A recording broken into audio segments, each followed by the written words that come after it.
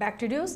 తెలంగాణ 2024-25 సంవత్సరానికి గాను 2,75,891 కోట్ల అంచనాతో ఓటు అండ్ అకౌంట్ బడ్జెట్ను అసెంబ్లీలో మంత్రి భట్టి విక్రమార్క ప్రవేశపెట్టారు. రెవెన్యూ కోసం 2,01,078 కోట్ల రూపాయలు, మూలధనం కోసం 29,669 కోట్లతో కొత్త ప్రభుత్వ తొలి పద్దును ప్రతిపాదించారు. మార్పు కోరుతూ తెలంగాణ ప్రజలు స్వేచ్ఛను సాధించుకున్నారని, వారికి మనస్ఫూర్తిగా కృతజ్ఞతలు చెబుతున్నట్లు బడ్జెట్ ప్రసంగంలో భట్టి అన్నారు. సామాజిక, ఆర్థిక, రాజకీయ న్యాయాన్ని అందించే స్ఫూర్తితో బడ్జెట్ను ప్రతిపాదించినట్లు వివరించారు.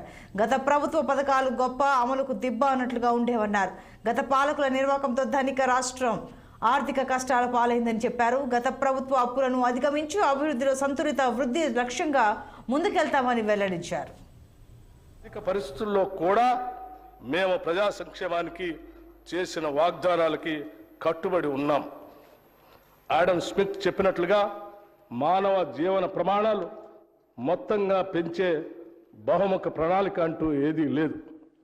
కానీ రాష్ట్రంలో అందుబాటులో ఉన్న వనరులతో వివిధ సాధన మార్గాల ద్వారా సాధించవచ్చు. గత పాలకుల నిర్వాకంతో మన ధనిక రాష్ట్రంలో కూడా ఆర్థిక కష్టాలు వచ్చాయి. పూట గడవటం కూడా కష్టమనేంత కనిష్ట స్థాయికి రాష్ట్ర ఆర్థిక వ్యవస్థను చేర్చారు. రాష్ట్రంలో మౌలిక సదుపాయాల కల్పనకు ప్రాధాన్యత ఇవ్వకుండా ప్రజలకు ఏమాత్రం అవసరం లేని ఆర్భాటాలకు డబ్బు ఖర్చు చేశారు. రాష్ట్రం ఆర్థికంగా ఎంత దురదృష్టకర పరిస్థితిలో ఉందంటే ప్రతి నెల 1వ తేదీన రాష్ట్ర ప్రభుత్వ ఉద్యోగులకు మరియు పెన్షనర్లకు జీతాలు ఇవ్వలేనటువంటి పరిస్థితి. దీనివల్ల ఉద్యోగుల క్రెడిట్ స్కోర్, సిబిల్ స్కోర్ దెబ్బతినటం వల్ల వారు రుణాలు పొందడం కూడా కష్టం అవుతూ ఉంది.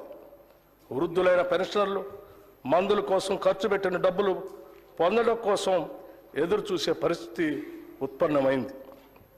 అందుకే తెలంగాణ రాష్ట్ర ఆర్థిక పరిస్థితిని, ప్రజల జీవితాలను దుర్భరం చేసే దిశగా సాగిన ప్రజా వ్యతిరేక పాలనకు ప్రజలు చరమగీతం పాడారు.